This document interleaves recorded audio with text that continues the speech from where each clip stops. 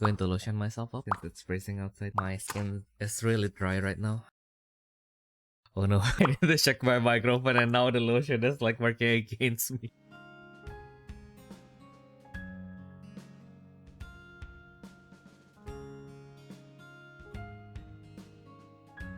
Hello everyone and welcome back to the Refresh Step where you recover yourself for the main step. I'm your host for today, tomorrow and the foreseeable future, Theodore Lu. And I'm with Autos Battle in the UK and I'm an admin of the Battle Spirits English Wiki, Ayumu Seiki.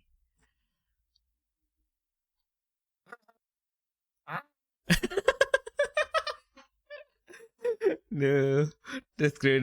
Your microphone did not capture your screech. Does it not? Yeah, that is very potch. Lamau. Yeah. But yeah, happy new year. Yeah. Ah yeah, that one is captured. Yeah, happy new year by the way. Lamau. Yeah. No, I'll bless you with a sad new year. No.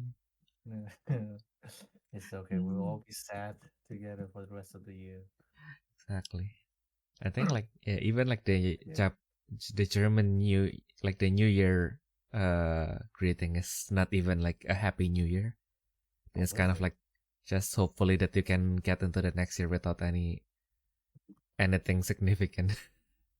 Significantly bad. Basically. That's pretty hilarious. Yeah.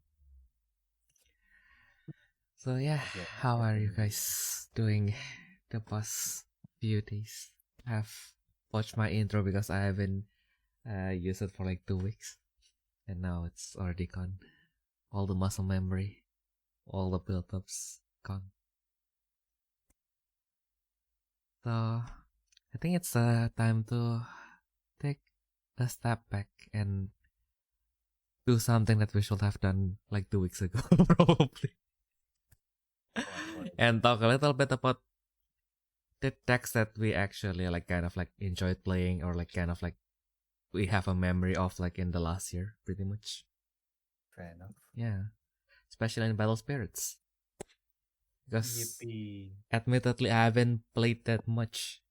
Ayumu doesn't look like it, but it did play way more than I do. Which says a lot. Exactly. This channel is done. Yeah, no.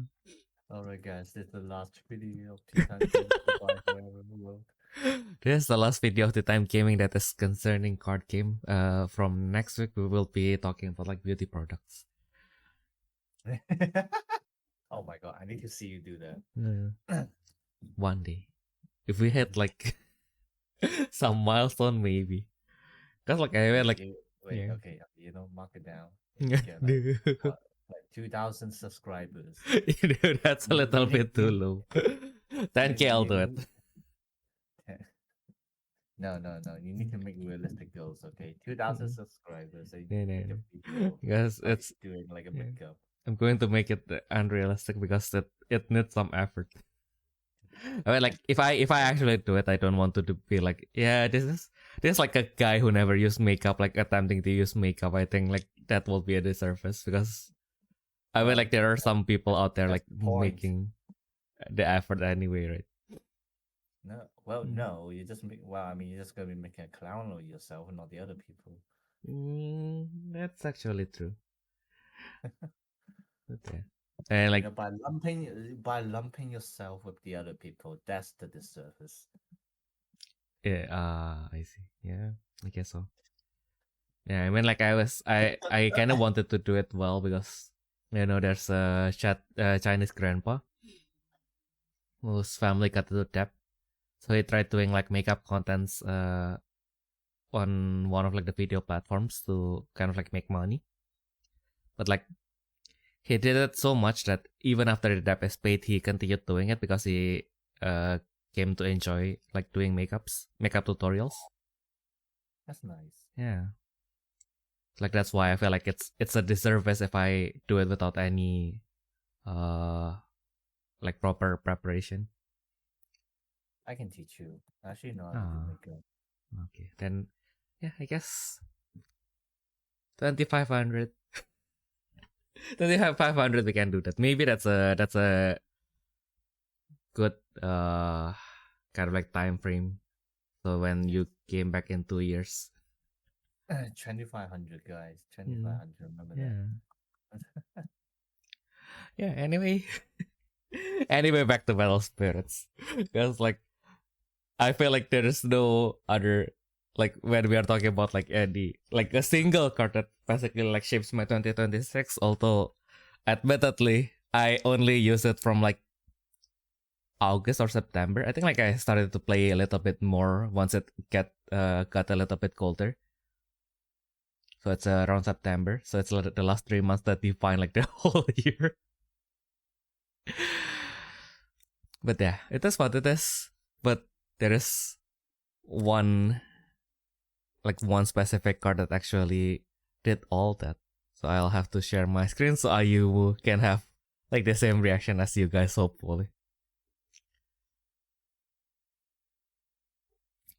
And yeah, here it is. Man, whoa, how did I not expect that? Whoa, God. Wow. Man, you're such a genius. My favorite card ever, yay. You know what? Because like I started like, although I did put this inside this, and I did post a photo where I have like 3 decks where I just try to fit Reset Sphere in every single one of them. The first deck that actually inspired me to kind of like put this inside is actually Morrigan. Because like, okay, so like we have like all these counter increases. What are we going to do with it? And I just look inside my collection and then like, Tex is a big ask.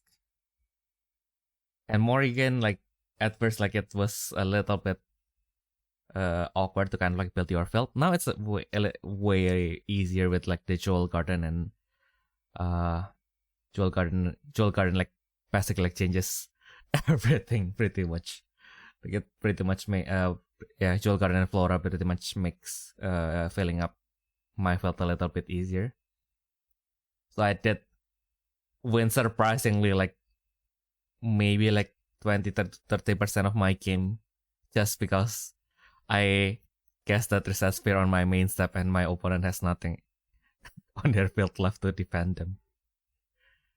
Also because they are playing like the Grandwalker focus deck, so once I blew up the Grandwalker and then like nothing can stand in its way, and then like now they can manifest, they can do shit, and their spells basically works only if they have their Grandwalkers. So like yeah, now I have a free pass to kind of like get through their lives. And then I thought that okay, then Parvati has like way more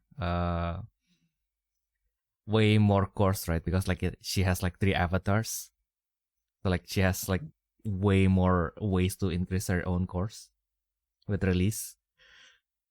So yeah, I thought like yeah, why not put it inside? And then I tried to put it inside, and it's way deader in Parvati than it is in Morrigan in a way, because like we don't increase your counter that much, not as much. Although like we have like the new duck, I thought that yeah, with the new duck especially, like sometimes I do have like too much counter, because like you don't really pay attention to your counter when you play Parvati anyway, because like usually the game will end pretty early. So like yeah, you get 1 counter and that is all that you need to win pretty much. Or you just die. So yeah, like the game ends quickly in both sides. Like you either like know pretty soon when you'll lose. Like even if the game drags out, like increasing your counter is not going to do shit. It's like it's not contributing to like to you actually like possibly like turning the tables. It's probably connected to effects that may prolong your suffering. But yeah, you don't really pay attention to that. But yeah, I did win 1 game because like I was like my opponent was like spamming stuff, and then I was like I'm not I can't do this anymore. Like he I have like 8 or 9 cores left, and then I just basically like blew up their field, and then like yeah, from there I just continued my combo because why not? Yeah, It's too much resets. for you. It's too much. Yeah, resets sphere is a drug, man, and it feels good because like it feels like especially in Morrigan, like sometimes it feels like you are connecting like cards that aren't supposed to work with each other, but like sometimes okay, so like I have like maybe two Morrigan, one Jewel Garden, and one of a Grandstone. So the Grandstone aren't supposed to give like reduction to reset sphere, and then I have like maybe like 4 or like 5 cores. So like at that point I have like 3 symbols and 1 Grandstone, right? And then I have 5 cores. So then what I can do is basically use Morrigan's contract skill, like just misfire it, and then like open the Grandstone, and then now I have 2 extra cores and 2 extra symbols, and then I can play Reset Sphere. Damn, whoa, what a Yeah. genius, dude. Yeah. You actually managed to do it. I know, right? Mm-hmm. It's a nice feeling. Do you need to do that? Probably. Most likely not. Please don't do that, but yeah. It is a weird feeling. I finally do combo in yellow. Yay. That is not predetermined. That I haven't predetermined. Who Yeah. was the victim? Mm-mm. Yeah, so that's basically the story of like most of my 2026 pretty much. Because like surprisingly like I did like enjoy playing with Morgan. It's also one of the first deck that I in the longest time actually like purchased not from Singapore but from Indonesia. Okay. Yeah, after a long time I usually like got my cards from Singapore. But like this time like stars just align. Like I have like lots of stuff like coming from Indonesia, so I just like yep. As my friend, yep, let's just pack everything inside. We'll see how much it will cost. It sounds reasonable. Let's just do it.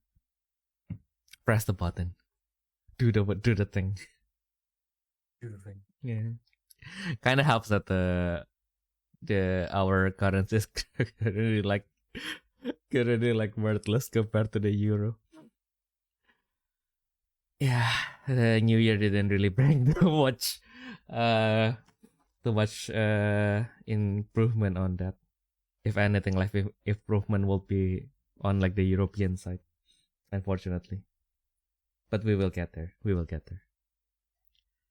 So yeah, Ayumu, which one do you want to start first? Do you want to start with the yellow one or the blue one? Yellow ones. Huh? The yellow one. The yellow ones or the non-yellow ones? Yeah. Cause like let's go with the yellow one. Let's go with the yellow one. So like yeah, I did pick Parvati as well. It is surprisingly becoming my comfort deck this year. But like, why do you pick it specifically? It's just easy to play. Hmm. I mean, I haven't played that much myself either, so it's pretty much between Parvati and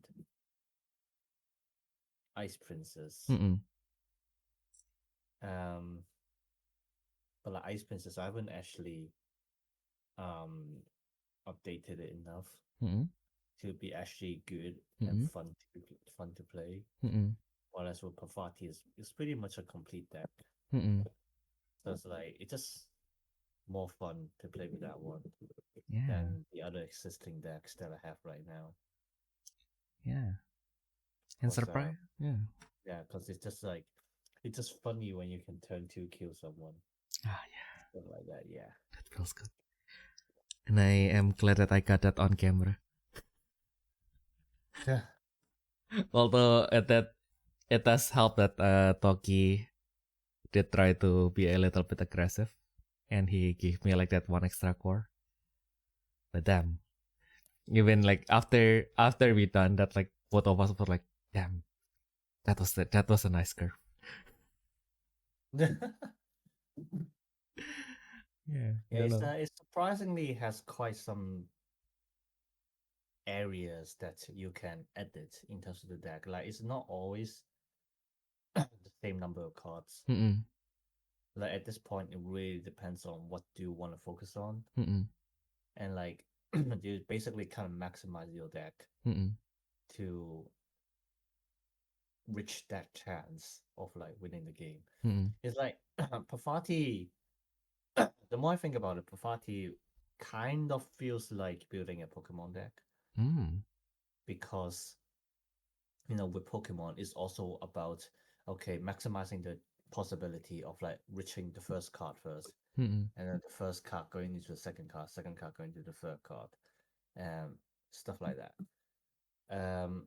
And then so like when you're building a Pokemon deck, it's kind of like the similar things. Like, okay, how many copies of this card do I have to put in so that I can maximize the chances of seeing this next card? Mm-mm. And Pafati is actually about the same Mm-mm. because like it kind of basically first of all you want to maximize the chances of seeing a Mirage card so you can set it down, Mm-mm. and you have to think about how you can like kind of high roll Mm-mm.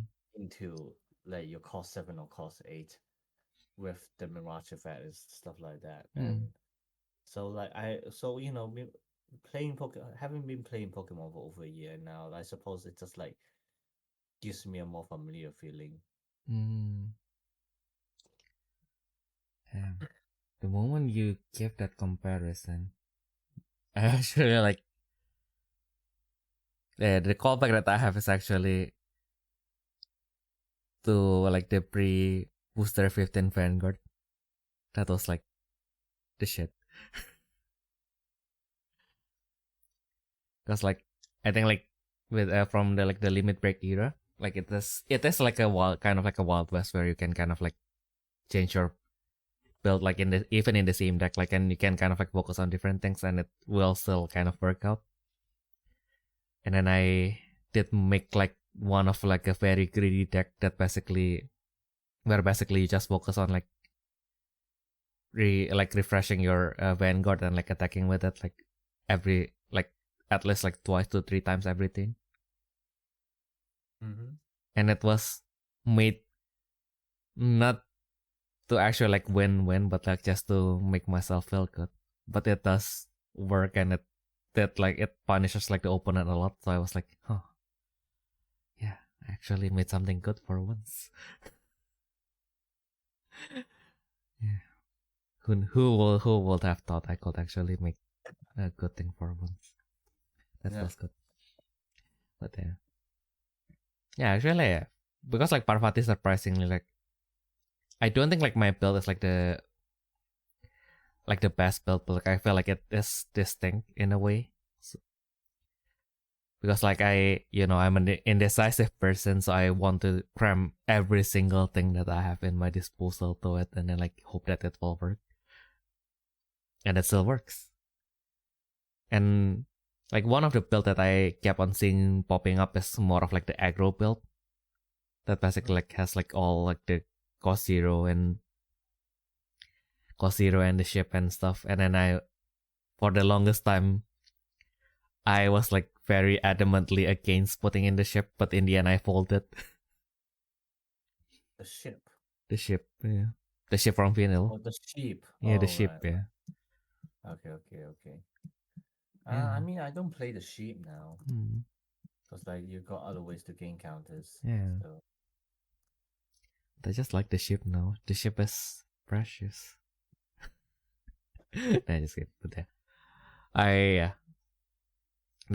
yeah. Basically you can play with lots of styles as well. Very, very nice, very human. The design is very human.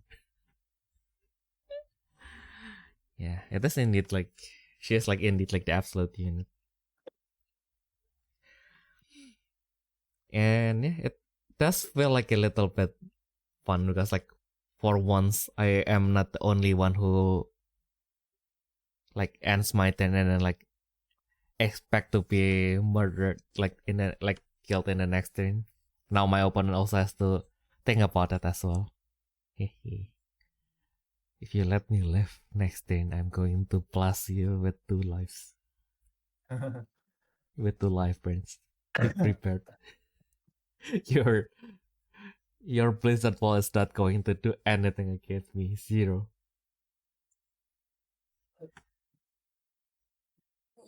So yeah, I think you made a very strong choice. Very good choice. Very nice choice. I approve.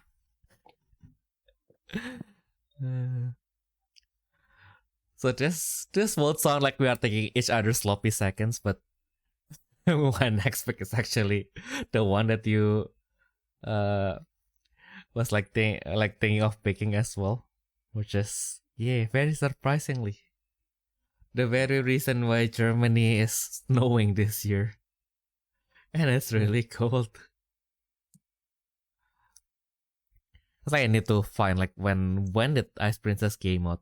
Did that coincide with the time where like it snows like 4 years ago, I think. Yeah, but it's basically like we do keep like Ice Princess from way back. I didn't even know why I made it. It's just there, but suddenly it just manifested in my hand. I forgot like which like particular Ice Princess kind of like motivated me to kind of like do that. Or I think like at that point it like the deck like is showing like some potential, and it wasn't that expensive to pick up, so I think like I just pick it up just so that I have like more options, I think. And I almost went into top. I think I almost went into top 8 in like during COVID. Like we have like one of the tournaments in Indonesia, they made it online. Of course because COVID, so I just joined. Almost got into top 8 though. Yeah, I fuck up at like the most crucial moment against Todd, and I was like, okay, I can damage you back, and then I forgot that cavalry energy like just menacingly like, haha, no. No, I hate that robot, man. Why? But yeah, the Rebirth of Legends itself is probably less of a story of like actually like, I can build anything I want, and it's basically like one of the years because like this year I do have to kind of like manage my money a lot. So like it felt it, especially since Rebirth of Legends the ratio is a little bit, for the lack of better words, not good. It's like even until now, my extra like the extra version of like the Empress of Fremia, like the Empress Spirit, I still don't have like the original copy because it's like the second most expensive card in the set. So I was like, oh, is it worth it? Is it worth it for a collection? But the rest is like, and especially because I was like, they have like the secret version for like the normal version, right? And then I browsed through it, and then I was like, oh, this looks shiny. Want. Yeah. Click. But to be fair, like the secrets for the master versions are like kind of worth it though. Like the one for the rares and the rebirth rares is a little bit underwhelming because like they only like change like the frame, but like the maybe give it a like textures. But because I double slip it doesn't really show. No. Yeah. But like the master rare ones, like they do like the extra secret where they kind of like change the background and like zoom the cards a little bit. Like it does pops up a little bit more. And it looks really nice. Yeah. One day I will turn this Fremia into a real card. One day. Also like HIRAHIRA HIRAHIRA is probably my favorite ice princess. So, and she is finally like one of like the strongest card in the deck right now, in a way. Or like at least like she is really good. So I'm happy that she get to play her part as well. Yeah. So that's my story. Also, Premiere is really pretty. Yeah. I'm glad for that as well because like I do like I talk a lot about how much I like break it, but like the problem with the Frostling is I like only break it. So like if I built like the whole deck, it's like So the only thing that sparks joy is the the contract Grandwalker, and then the rest is just it's there. You simp. Yeah. But like with Premiere, Brigade is prettier, but like I kinda like the aesthetic of the whole deck anyway, so like why not? Especially since at one point, for a freaking pun, I made an Ice Princess deck that is like half Machine Dragon. Huh? It's like so the pun here is like, cause like the Japanese family name for Ice Princess is Hyoki, right? Yeah. And then the Japanese name for Machine Dragon is Kiryu. Yeah. So I made it Hyoki, but like I changed the key from princess to machine. Yeah, still a Hyoki deck.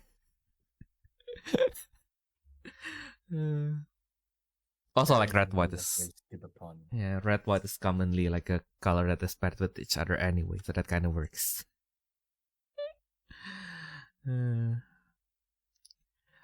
Yeah.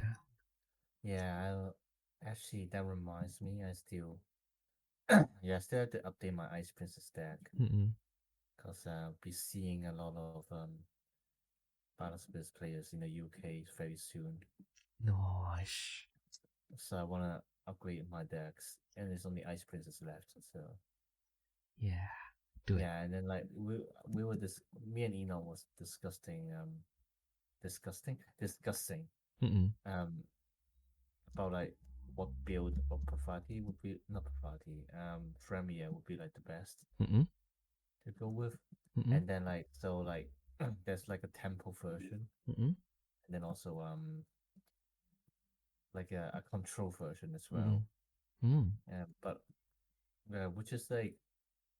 which now that we see it, like the signs were there, like Bandai kind of wanted us to build a control versions, but then we just refused to do it because obviously because like the temple version was just like way better.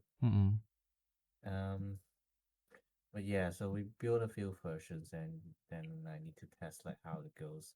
I probably would still build a temple version for now, just because like if we want to build a control version, we need a few more extra cards, which I don't have yet. So yeah. And I guess that's why like when we buy like their event sleeves, like the one from the Grand Walker ones, like they gave us like 80 instead of like 40 or 60.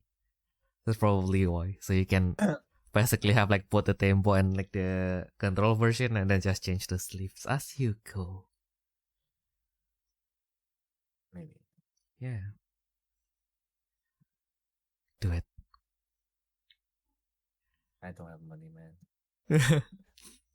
True. That is a sad part. We both don't have the money for that. One day we will have the money. We will win that Uma Musume race, and so yeah, while we are in the topic of white, why don't we go with your white pick? I don't know why I'm saying white pick. It sounds like a slur. But we learned that apparently in like the Arabic countries, they have a slur for white people, and it's called male monkey. Beautiful. Yeah, and then now every time, like, every time my British roommates like try messing around, just go, stop it, you meal monkey.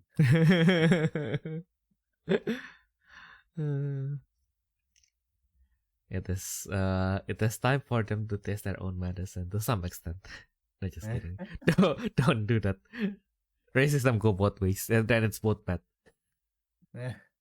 Or it go both ways and you become best friends. True. That is kind of true. Average friend group of racist person. Exactly.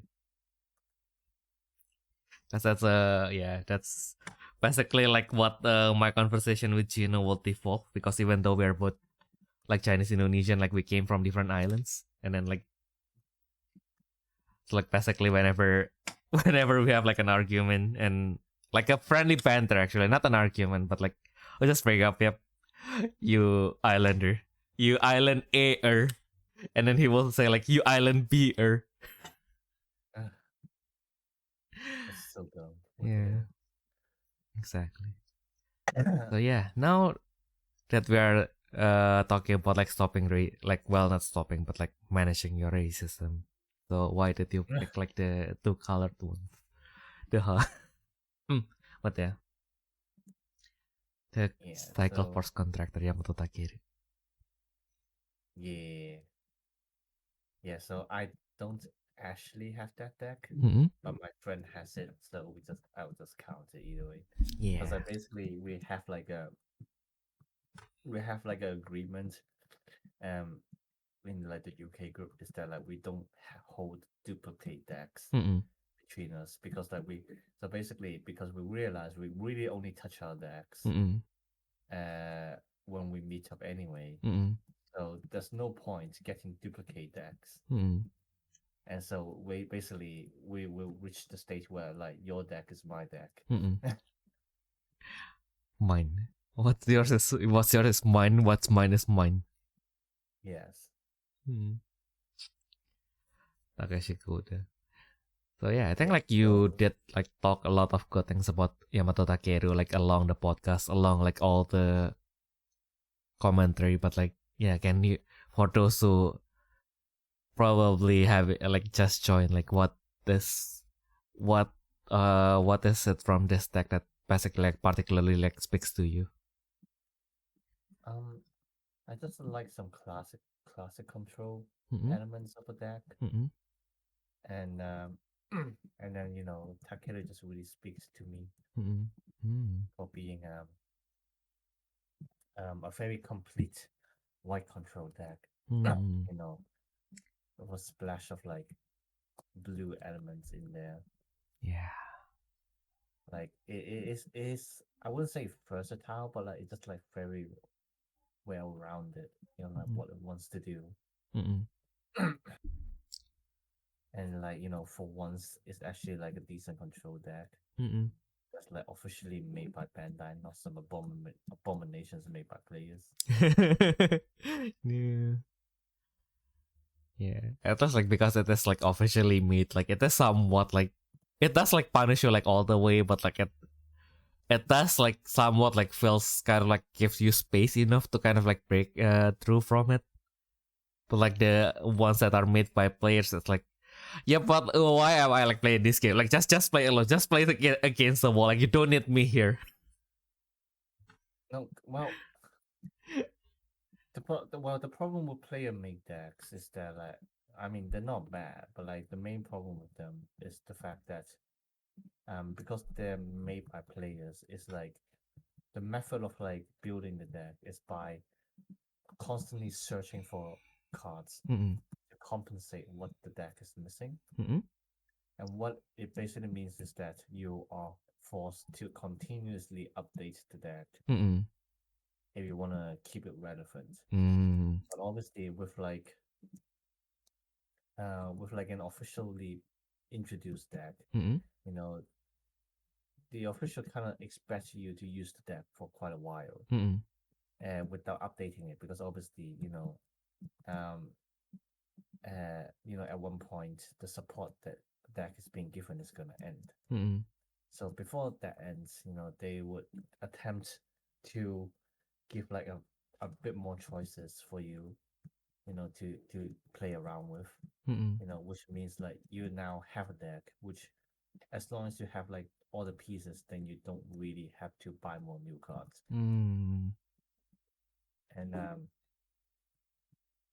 and well, a lot of the times, the so-called official supports are just like really bad Mm-mm. because what the developers think are different to what the players want. Mm-mm. But in the case of Takeru, it kind of works. Mm-mm. It's like one of those where like they actually hit like a good point, Mm. and then you know, and so like it just also feels like a deck that like, if you have all the pieces, it can be messed around with for quite a long while. Mm-mm. I mean, it's very surprising as well because like a lot of people are saying, okay, yeah, because like Takeru is like fairly weak to ultimates, so like, Mm-mm. people say, oh yeah, when zombies and lava fish come out, and Takeru is just gonna die down, and Mm-mm. then what do you see?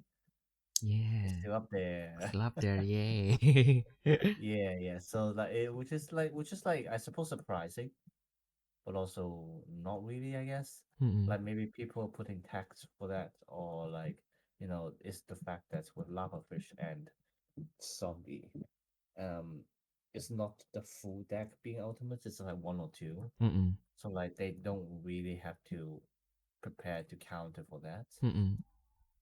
as long as you can set yourself up. Mm-mm. Or they have like specific counters for that, which they only have to use it once or twice before the opponent dies. Mm-mm. True. Yeah, it's just a very decent all-rounded deck that I Mm-mm. really like. Yeah. Also, like, thankfully, it is not like the only like the top meta. So kind of like it is also kind of like got protected because like the other meta decks kind of like dies to Takeru, but like they kind of like protects Takeru from like the decks that it cannot fight against. True. Kind of like the strong guys like gathering on the top, like, yep, nope, nope, nope, nope. Uh, Yeah, yeah, that's a good point as well. Yeah, mm-mm. yeah, Yeah. and I just like the fact like the win condition isn't really that clear cut. Mm-mm. Like like you still can't have an obvious finisher, but it's not like superstar where like when you send the card out, then you just win the game kind of thing. Mm-mm. Like you still have to kind of think Mm-mm. if you can like most of the time when you send the card out, you can't even really win Mm-mm. in that turn. Mm. And that's one of the parts that I really like. It's like it's not just about setting up and then like get an Exodia out, but like Mm-mm. it's really about how to get around pieces in like the game, stuff like Mm-mm. that. Yeah, which is what control is kind of supposed to be. So Mm-mm. yeah.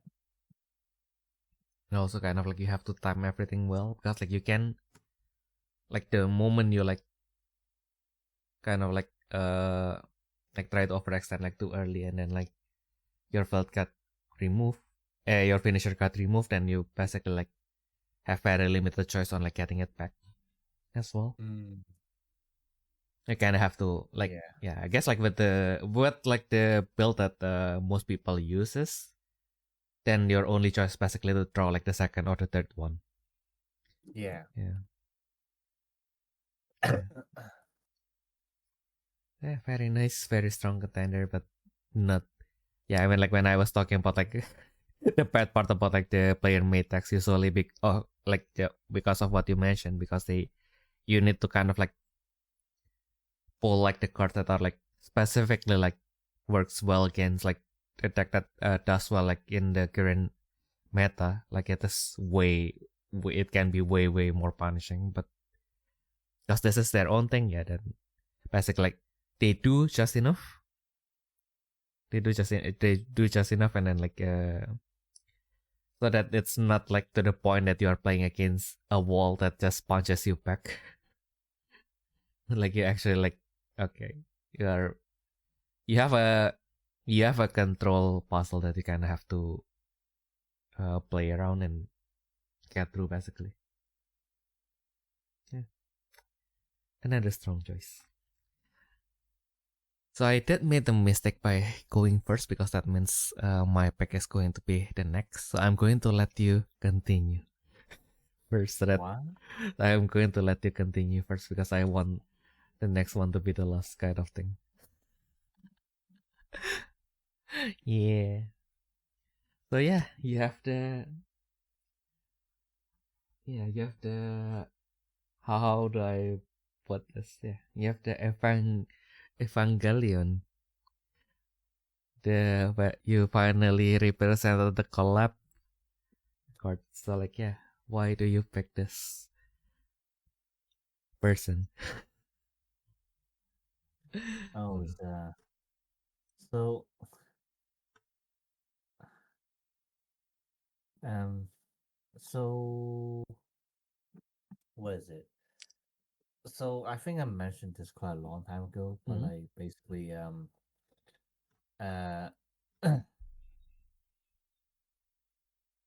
what is it?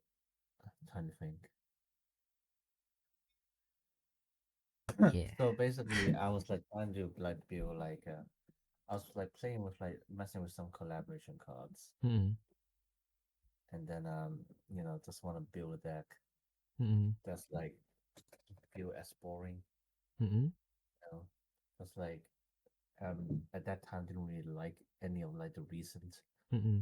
um collaboration decks. I was like, let's see what's interesting out there, and then Mm-hmm. I had like a notice. And I noticed. Wait a second, there's this red purple nerf thing Mm-hmm. that like no one has really ever used because they just kind of automatically gave up with it. Yep. Yeah, yeah. And I was like, you know what? Let's see what cards they have in there. And then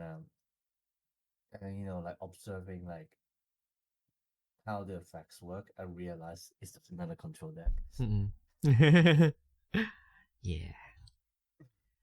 That's why you got drawn to it, like mod to fire. Yeah, it's like, oh yeah, time to try this out then. Mm-hmm. Um, and then so like um, and so I built it, Mm-hmm. and then mess around with it, just on a simulator, Mm-hmm. and I realized, actually I really like this deck. I really like how it runs Mm-hmm. because it reminds me of like the Purple Control in Saga with like extra bits. Mm-hmm. So I was like, you know what, I'm gonna get that, and because it was cheap as well. Like I tried Mm-hmm. to ask someone, I tried to buy from someone. Guess how much I paid in the end? $20. Yeah, Oh, literally $20. yeah. What did I got? You get a hat pet. Yeah. Um, so yeah, so it's $20 for like the older cards, and then you got the folder thing, Mm-hmm. which is around like $9 for Mm-hmm. each folder, Mm-hmm. and obviously you want to play set, so another $27. Mm-hmm. So you got $47 for like basically everything that you can mess around with. Mm-hmm. Yeah, which is like, I mean, it's a decent price, Mm-hmm. especially like for like a deck in the collaboration format, which can last pretty long. Mm-hmm. Yeah. I mean, later on, like the more I play, obviously I realize, okay, yeah, this deck kind of has some problems. That's like kind of harder to deal with and stuff like that. But Mm-hmm. that's like every deck, right? And then I mean, Exactly. I kind of built it already. I might as well try exploring further with it, kind of thing. Mm-hmm.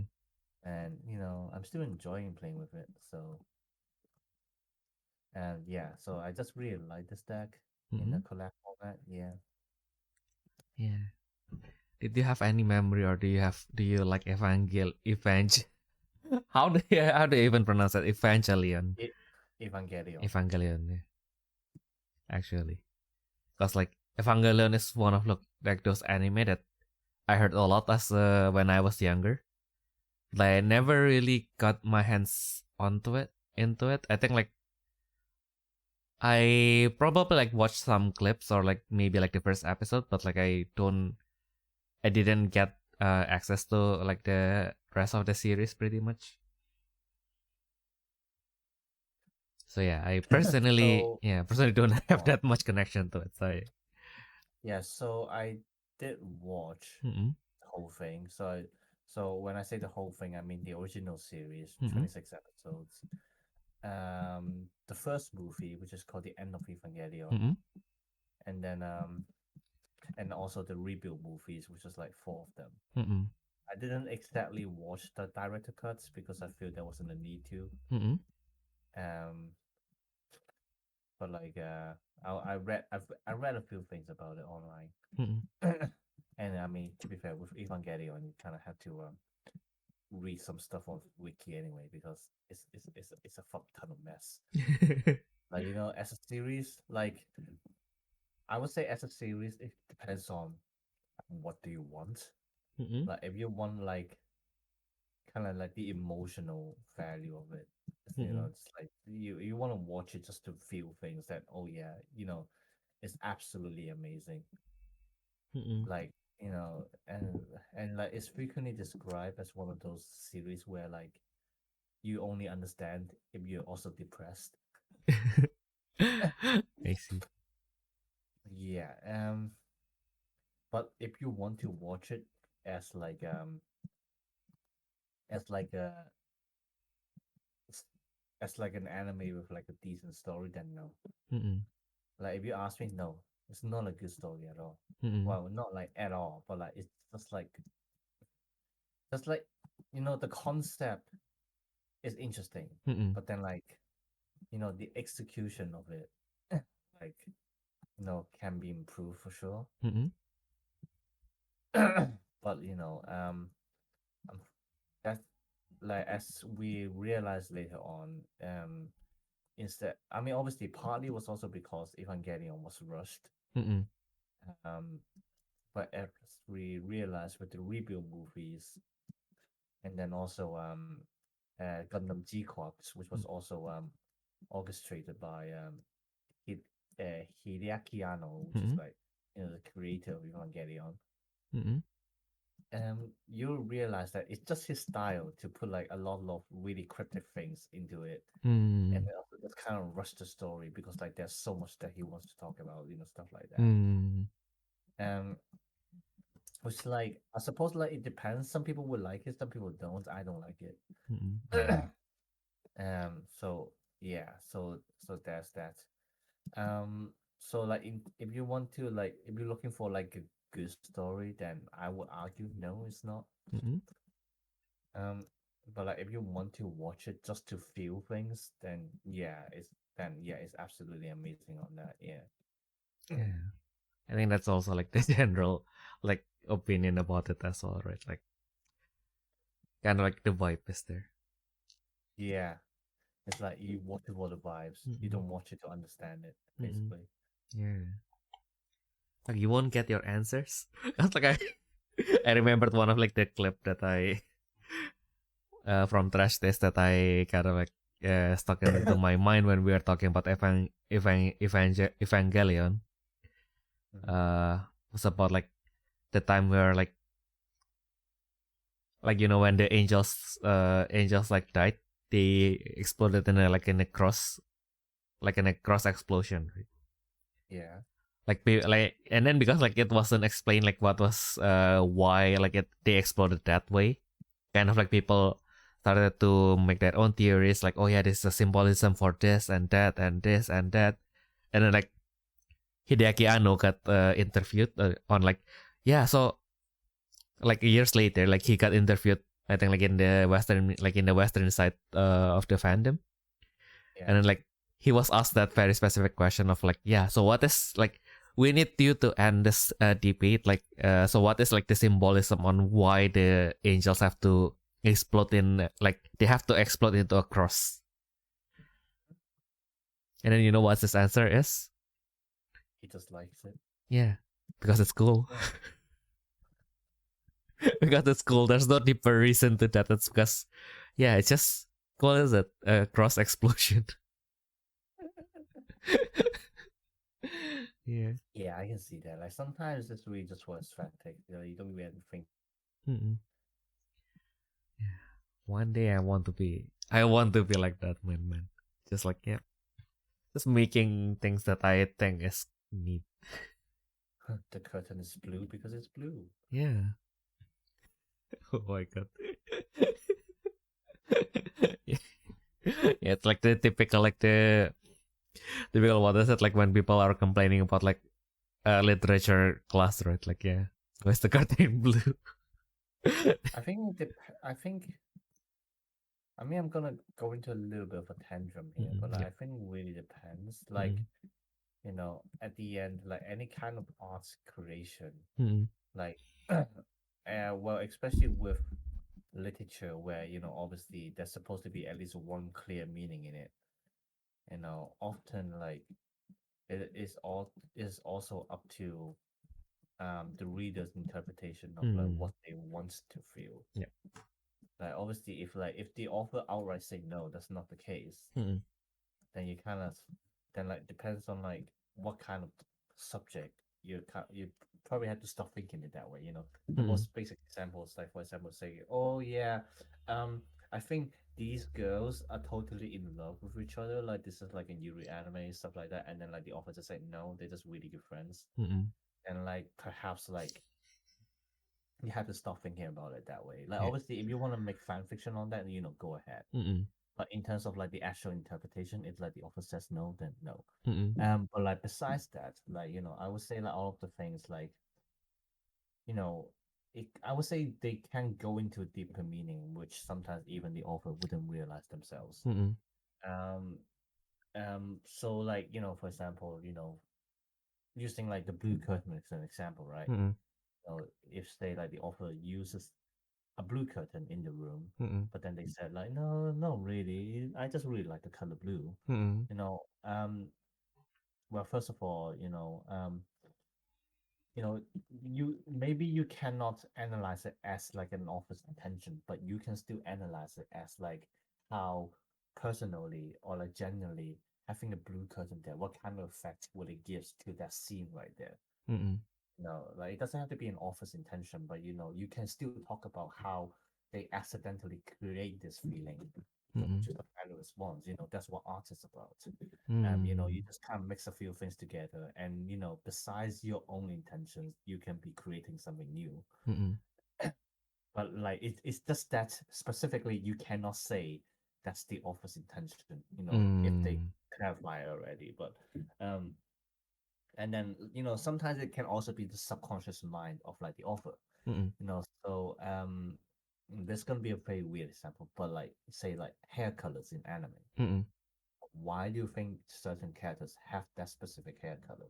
Mm-mm. The hot-blooded kind have red, the calm ones have blue, etc. Mm-mm. um and like sometimes even the authors, they don't have to think about that deeply, but they just think, oh yeah, I think red will really suit this character, Mm-mm. you know, but like there's like a deeper psychological thing there, Mm-mm.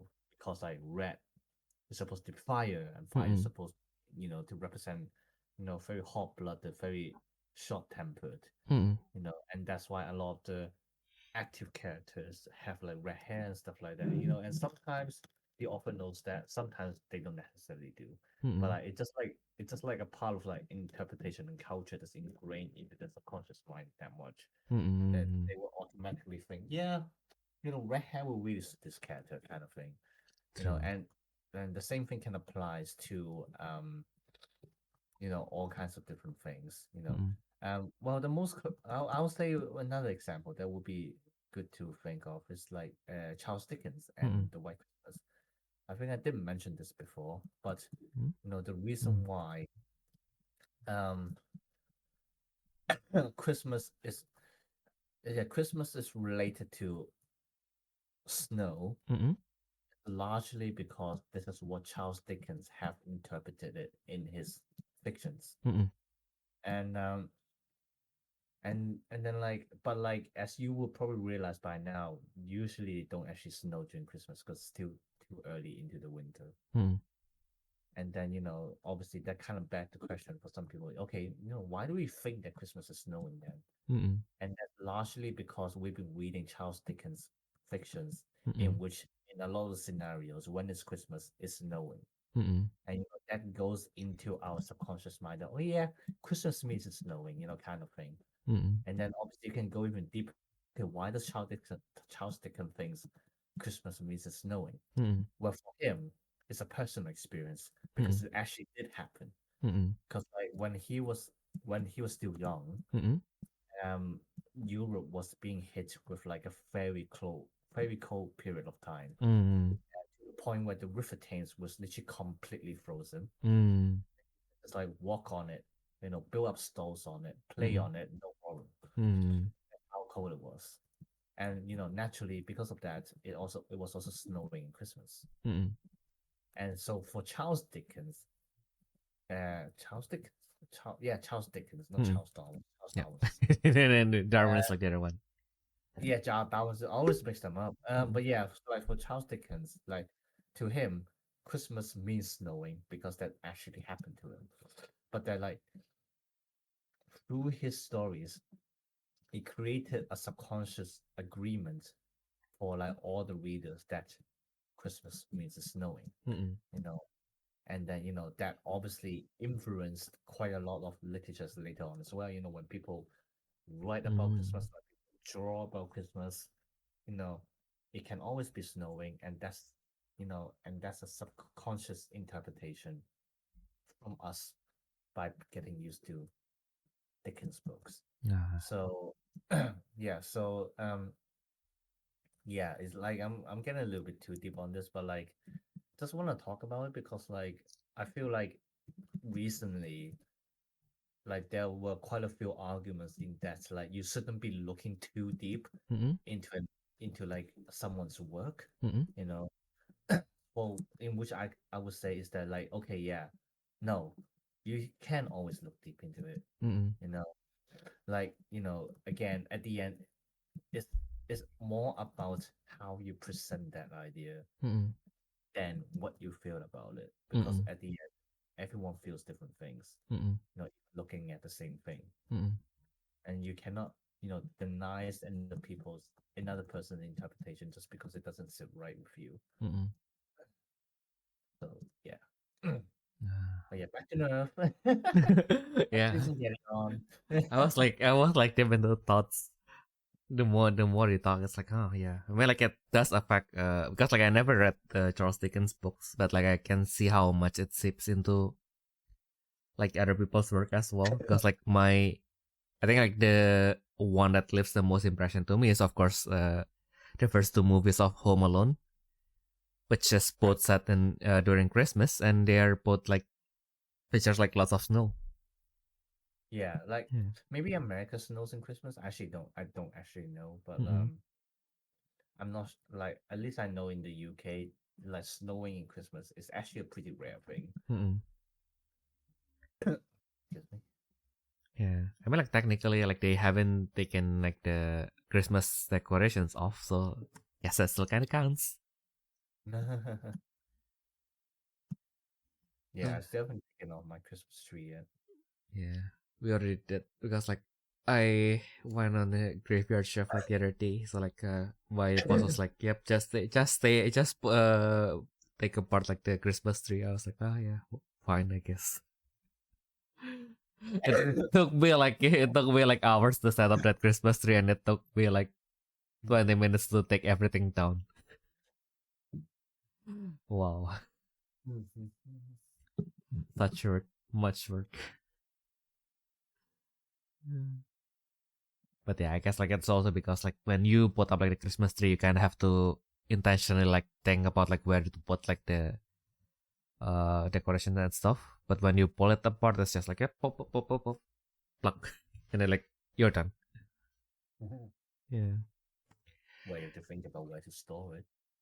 Nah, we have already have the place to store it. Like it's not even like just put everything inside like the storeroom. Like the me from like next year can think about it. If you're still working there next year, that's Yeah, yeah, exactly. I want to be promoted to customer real soon. nice. A wealthy customer, that is. Exactly. Because yeah, as we all know, software engineer jobs still pays quite okay, but like yeah, getting into it is the hard part. But yeah, let's lift the cold and depression of winter and went back to a little festival because like yeah, the other deck that basically had quite a fun with this, of course, since Ayumu already represented the collaboration. I have to represent the Divas. Yay! Yeah, so basically, as usual, I play mostly Grand Siesta. I did like accidentally like finish the Four Witches as well because like the yeah Luna is like the new iteration for Luna is like really pretty, so like kind of have to. And then now I am still kind of like feels a little bit bad because like I kind of like missed the timing and then I bought like the Aikatsu one and then like the Four Witches came out and I was like damn. Although like to be fair, like from the Four Witches set I only wanted the Luna and exclusively only the Luna, so like I don't know if it's even worth it to get it just for the Luna because like I already have like every single one of like the other cards inside the deck anyway. Except for Sengoku Fest main stage, but it's going to get reprinted in Memorial Record. So I'm going to be fine. Yeah, so I already have everything except for the Luna, so I just have to hope that someone breaks it apart. They only like the Flum and then they will sell everything else and then I can find it in some online store or something. Yeah. But that's enough of the Four Wishes. Of course, we are talking about Grand Siesta. This year, I don't know why, but I still like really like the build where it you basically like bring everyone. Although like now people are like making results with like the Secular exclusive deck, and although she is like my favorite girl in the deck, I feel like my I guess like just what you said about interpretation. My interpretation is like kind of like yep, you kind of have to have like a little bit of everyone. Although I did buy like the Kenya one, but like I haven't given her the chance yet. I guess probably should give her the chance. Yeah, Sorry, who? the Kerini, so the Kerini Lightning. Alright. Yeah, the blonde girl. Yeah. Yeah. Which I didn't realize for the longest time that she's also Grand style. Yeah, she's Grand Siesta, yes. Mm-mm. No, I mean like she has Grand Siesta and she has a Grand style, like not just Grand Siesta. Oh, Yeah, alright, yeah. yeah. So that's why I was like at one point I tried to make like I made that stupid video with Toki for the when Shikanoko was airing. So basically just because I just realized that yeah, she's also Grand Siesta. She refreshes once. And basically you can just cover the rest with Alex. So like yeah. I guess this could work. And I realized why she is a rare. And both Sackler and Sandy are like extras. So I was like, oh yeah. So this is it. That's the difference between the two, I guess. That's like she does have like a way, well, not a copy, but like kind of like an effect that emulates a lightning Kenya to kind of like keep herself on the field when she is destroyed. But yeah, it is it rarely ever came up, and then also you need to have another card in your hand, and yeah, yes, your main girl, then you probably, I think like you're supposed to you're expected to kind of like summon her base form, I guess. I think like I actually like noticed her first because I wanted to make like a pretty like another build that focuses on like the cost 5 or lower. Because her base form, when she is summoned, you can exhaust her, and then like it gives protection to all of your cost 5 or lower. Wait, really? Yeah. I was something to herself. No, I know it's because she has a cost 3. So yeah, wait, let me load it up. Battle spirits, like Kerine, lightning. Okay, Academy uniform Kerine lightning. Yep, by exhausting the spirit until your next star step, your cost 5 or less Grand Siesta spirits are unaffected by opposing effects. Oh damn! I didn't even realize that. Yeah. So basically, yeah, that's actually like wow. I read that and like wow, like she actually has some niche to fill in there. So basically, like the well, it's not like the combo, but it's kind of like the state that I want to achieve is basically you have like one of like the cost 5 Sandy Leonora that can refresh herself when she attacks. So either the Monochrome Fantasia or like the Starfest one.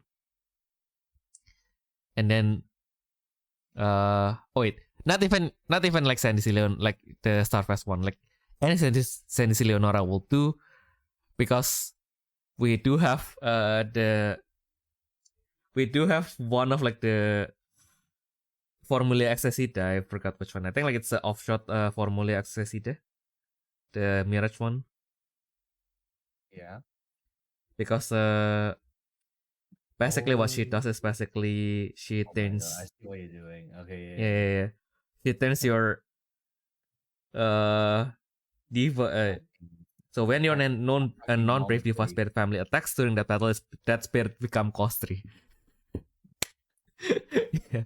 So basically, with that, with her, like she's basically like carrying it, basically like protects all of your costs, like or your Grand Siesta spirits, basically.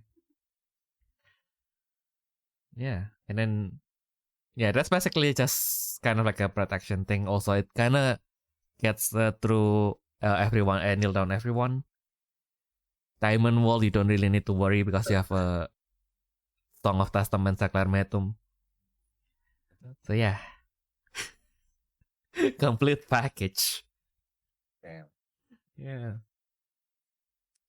Like Grand Siesta is just really fun to play around. Like, do have like more stuff I wanted to build with it. Kind of like also like the Shiny Heart focus build.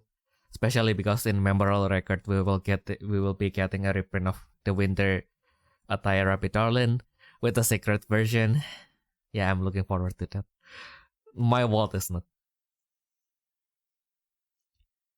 And yeah, probably finally follow everyone's fold into everyone's opinion again. And build like the Sacramentum focus one. Because she's worth it. Yeah. Yeah. Even across the winter, the Sun Queen will warm us up. Yeah. No, she's getting reprinted. The Sun Queen. Yeah. Oh yeah. Exactly. Yeah.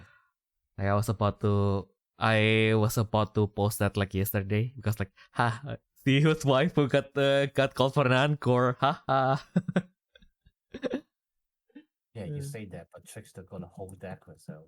Lol. With 2 contracts. Nah, man. Yeah. Yeah, I can't hear you. Yeah. I was about like when I select we have 6 U chords, I was like kind of expecting like is it time for like Together Forever Happy Darling? But no, it was Together Forever Flexter. It's like do we even need more Trickster? Sucks to be you. No, our inside guy, the Happy Darling supporter, you need to do better.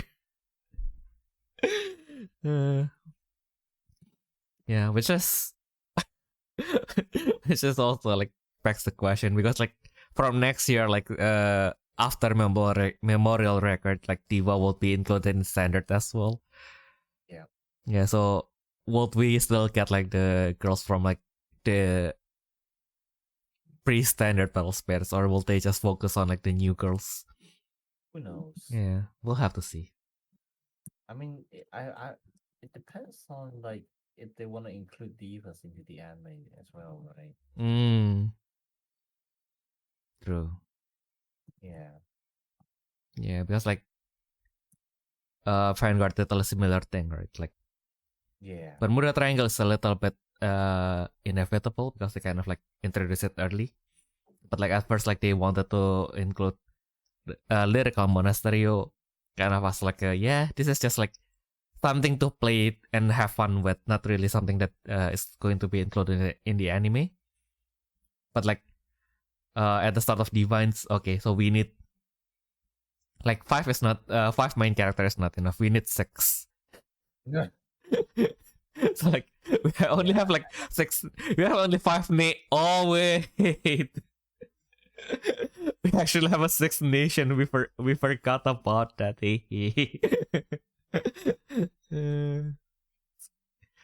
Yeah. So we'll have to see about that. Because like Diva didn't really show up in the anime, does it? Never did. Yeah. Like even like the characters that are supposed to be like kind of like Diva in their world kind of like uses Pantan in the end. Because of course they did. Yes and no. No, I mean no. Diva's No. doing grand though. I don't know. I mean like the characters that are supposed to be like kind of like the idol. Well, wait, no. The idol characters mostly just use purple, didn't they? Well, My Sunshine technically didn't play, but like her alter ego plays purple. Magical Star Saki plays purple. Who else? Wait, what are you talking about? I mean like the pop idol in the anime. Oh. Yeah, My Sunshine plays purple. Mm-mm. What other idols do we even have? Yeah, Magical Star Saki. The charisma that She that plays Mugen purple, seems right? for. Oh, Yeah. okay, yeah. Yeah, I don't think there's other major because like I don't think heroes have one. No, I don't think so. Yeah, Kekiha doesn't. I mean the idol is the champion who's Mm-mm. Oh yeah, Yamato. so he's playing red. Yeah. Yeah, Sword Ice doesn't have one. Brave of course doesn't have one. If Brave has one, I'm going to snap the CD, man. If I was like when I was younger and my only exposure to anime is like with the pirated CD. If I see an idol in like in Battle Spirit's Brave, I'm going to snap the CD in half, man.